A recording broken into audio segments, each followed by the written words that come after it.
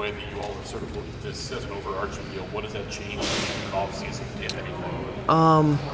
Yeah, there's a lot of different things that you look at the different process that has been put into the minor league system and adding some manpower there, adding manpower at the big league level as well. So there's things that go with that.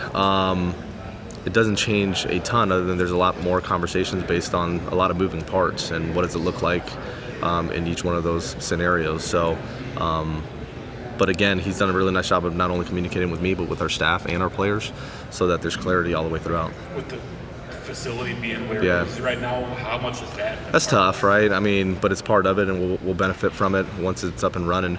But being able to do player plans and have our hands-on guys at the facility and kind of create an environment where guys want to be there. We don't have that this year, but it'll help future years being able to do that. So, yeah. There's probably more unknowns at this point than many other years, maybe even in 20 years. When you consider the number of different directions your roster could take in the next 2 months before spring training, you could have an opening at every position or competition. Yeah. What does that look like for you in spring training? What do you want to kind of go into spring training thinking about? I know these trades still have to happen. They still have to happen, right? So there's a lot of, to your point, moving parts, and how this all plays out will dictate a lot of that.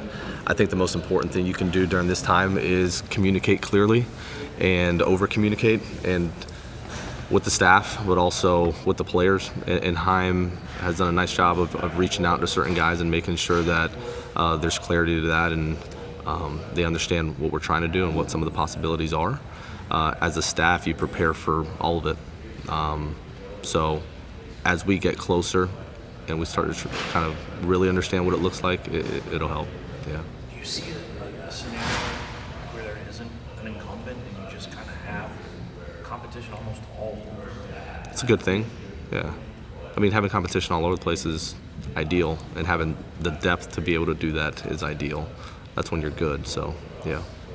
With J.J. Weatherholt specifically, what can you share? What have you heard from this offseason? Sure. I know it's only December, whatever. Yeah. What can you share about J.J. Weatherholt? I'll go back to our first real look at him in spring, and it was extremely impressive. Obviously, the skill set's there, the bat's there, what he does on the field, but the way he carries himself and his mentality, his preparation, his ability to take criticism, kind of implement the things you talk about into practice and then into a game is pretty high, especially for his age. But he was able to, there's like a quiet confidence to him that's impressive.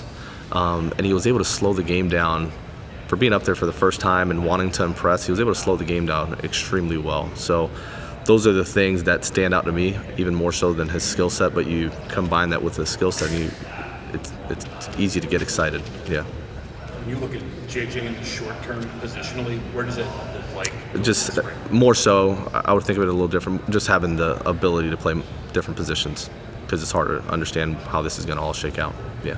There's been more talk about players who might leave, but how much do you need a veteran pitcher, starting pitcher, to kind of anchor the staff?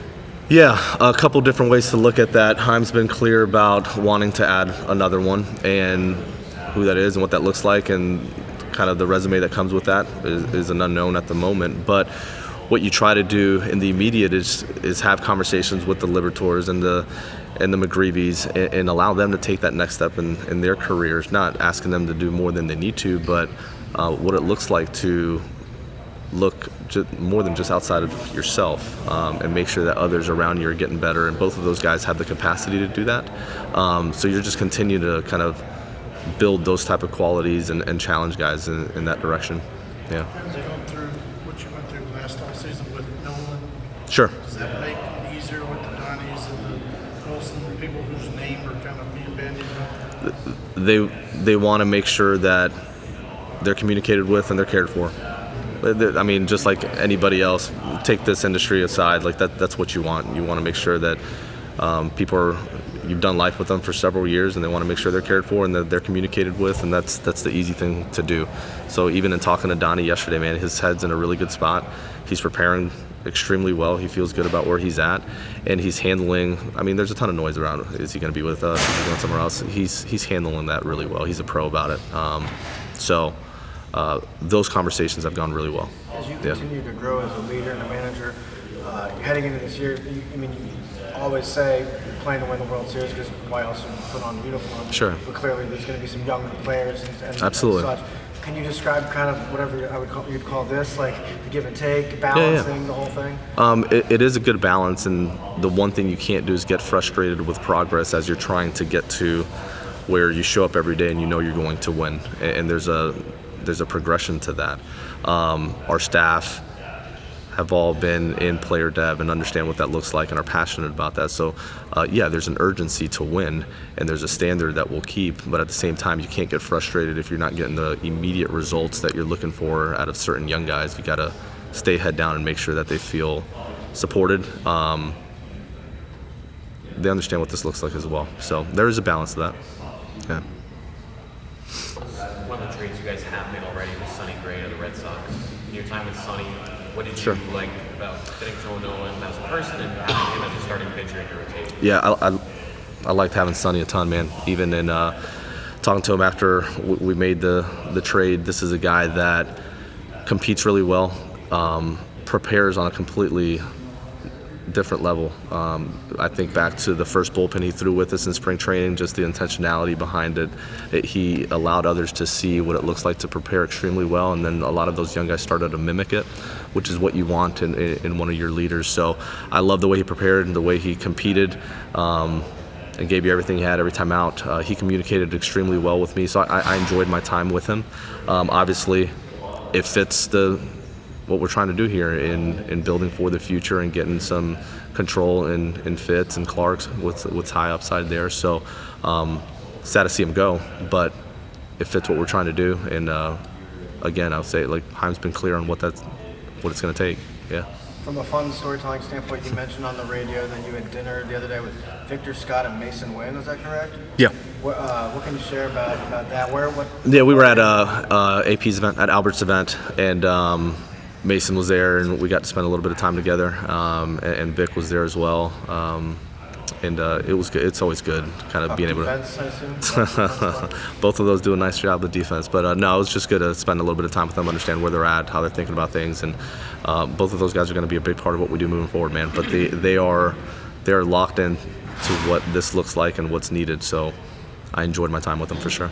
Yeah. When you look at that, I mean, obviously Mason is your starting shortstop. Yeah. Do you feel that you can say the same thing about Victor in center field? Like, you want him to come I do want him coming in with that mentality. Absolutely, man. This is a guy that has, I can't remember who I was talking to this morning. It might have been AJ Brzezinski. But look, you look at his year offensively, and it left you wanting more. But there was a ton of growth in Victor and understanding what it takes to have success at the big league level, what preparation truly looks like, how pitchers are game planning specifically for you and what you need to do to be able to combat that. So when you look at his year, the numbers aren't what you want them to be, but you look at the growth in his preparation and where this is headed, and it's one of the guys I'm most excited to see this upcoming year. Do you see other spots that are similar to that? I mean, say Jordan Wright is similar.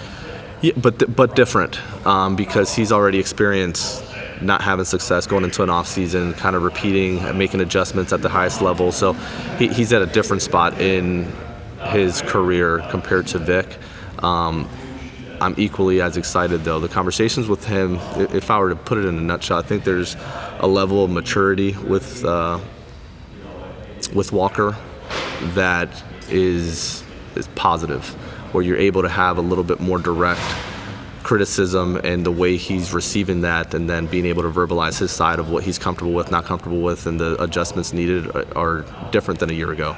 And that's heavily needed when you're trying to make the adjustments that we're trying to make. So he's been really good about communicating with me, communicating with Brownie and Casey as well.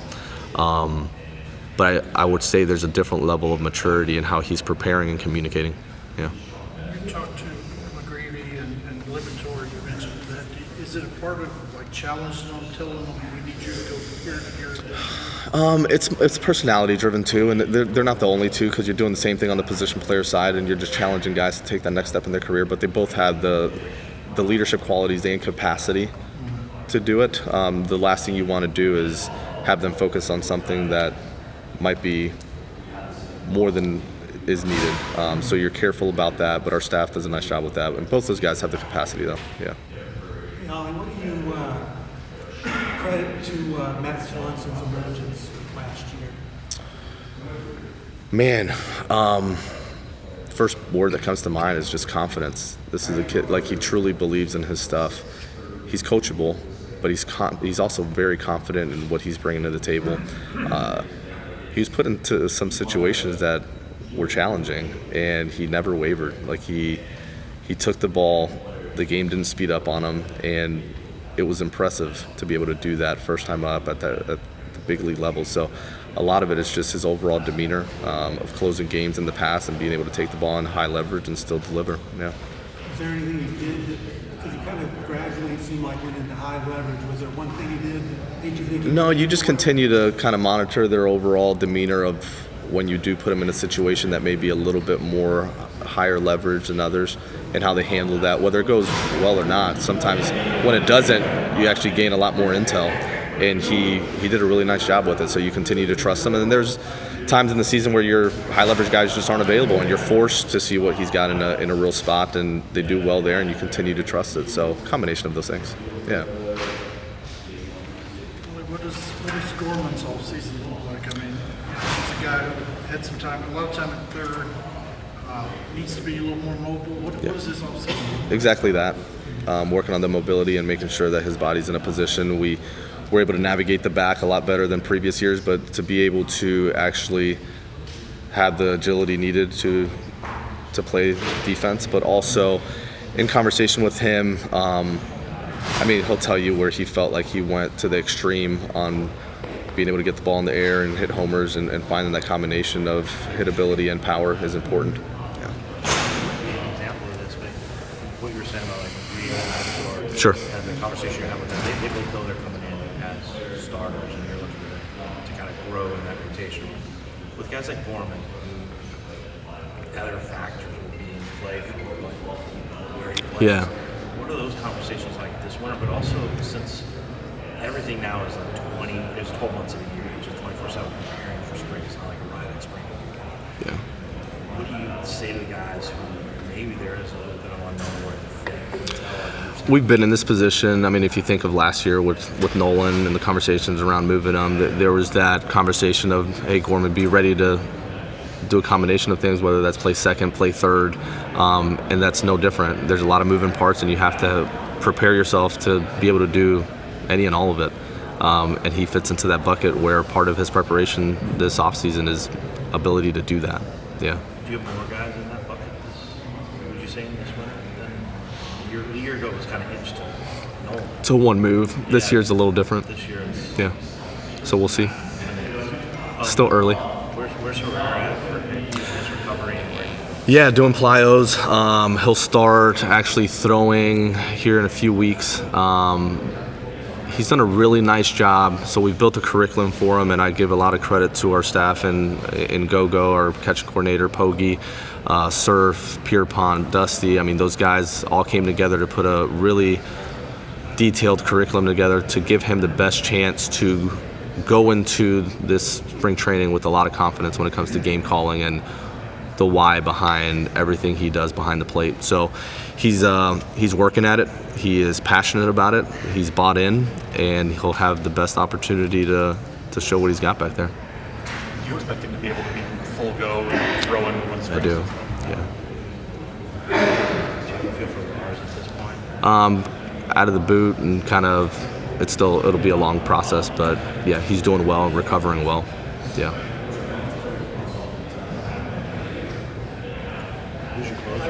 You're an idiot. I love it. Yeah, exactly. I was expecting that, the opening day starter from him. Yes. You were trying to beat him to it? Yeah. I was. That was my let's wrap this up. Yeah. How excited are you to watch him be starting the winning game against the Reds? Appreciate it. Yeah, dale, papi. Todo bien. Yes, it's a longer Hey guys, process from a recovery I'm told, standpoint. if you need transcripts from this, they'll be on the QR code on the back of your credentials in a few minutes. If you need transcripts. He is recovering well though, and our medical team feels really good about where he's at the moment. Yeah. Muchacho, venga. Espérate. Vamos a bajar. What's happening, baby? Good.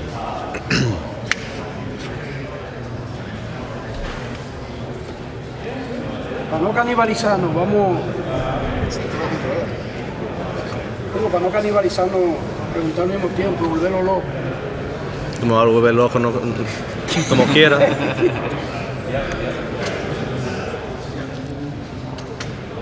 Oliver, te preparas para una temporada última de contrato y con un nuevo gerente. Háblame de esa situación. Me gusta la situación. El gerente en Jaime ha hecho un buen trabajo. Ha estado con nosotros los últimos 2 años y en la forma que se comunica conmigo y el staff ha sido tremendo. Pero me ha gustado mucho en la forma que nos tratamos y en la forma que él piensa del juego y le importa la organización y la gente que está en la organización. Último año de contrato, eso no me viene a la mente, la verdad que no. Son un grupo joven, también Oliver, sé que combinan varias piezas de experiencia, pero vimos lo de Scott, vimos la temporada de Wynn. ¿Cuánto sientes que ellos progresaron este año y que esa experiencia les puede ayudar a este año? No, lo va a ayudar de una forma tremenda. Victor Scott no tuvo el año ofensivamente que quería, pero vimos mucho en the growth. Donde este año creo que va a tener un buen año. Mason Wynn hizo un trabajo tremendo defensivamente y ofensivamente también. Es algo que va a seguir mejorando. Oliver, te quería preguntar sobre un muchacho que debutó a final de temporada, César Prieto. ¿Qué te pareció? ¿Qué chance crees que tenga para el año que viene? En los últimos varios años lo que yo he visto en Prieto sigue mejorando en la mentalidad del juego. Sabemos que puede batear, puede jugar diferentes posiciones, pero en la forma que piensa el juego, en la forma que compite, en la forma que ve lo que está pasando, ahora está comenzando, el juego se ve un poco más bajo control. Sí. ¿Crees que tiene chance como bateador de estar en el nivel de Grande Liga? Sí, él tiene la habilidad de hacerlo. Mira, Oliver, en 4 temporadas tú has tenido un gran año, un bajón, un gran año, un bajón. ¿A qué se puede atribuir eso? Entonces viene el gran año, ¿verdad?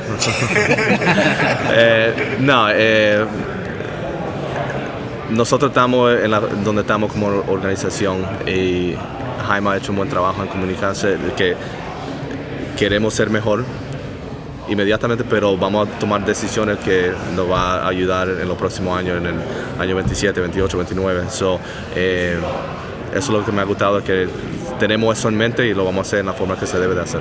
¿Cómo evaluas la temporada? Your time in Florida and then in Charleston and then Single A, what you think is the mentor that has helped you along the way?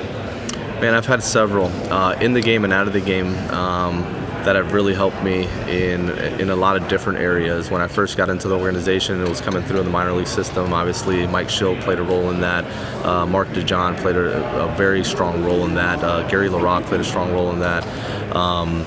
You look at the people that have poured into me from a front office standpoint, and Mo and others has been great. And then out of the game, man, there's been a lot of business leaders and CEOs that have come alongside of me and just taught me from a leadership standpoint what that looks like.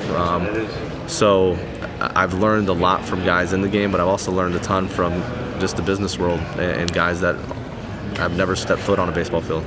Yeah. All right, thanks, Sonny. Yep.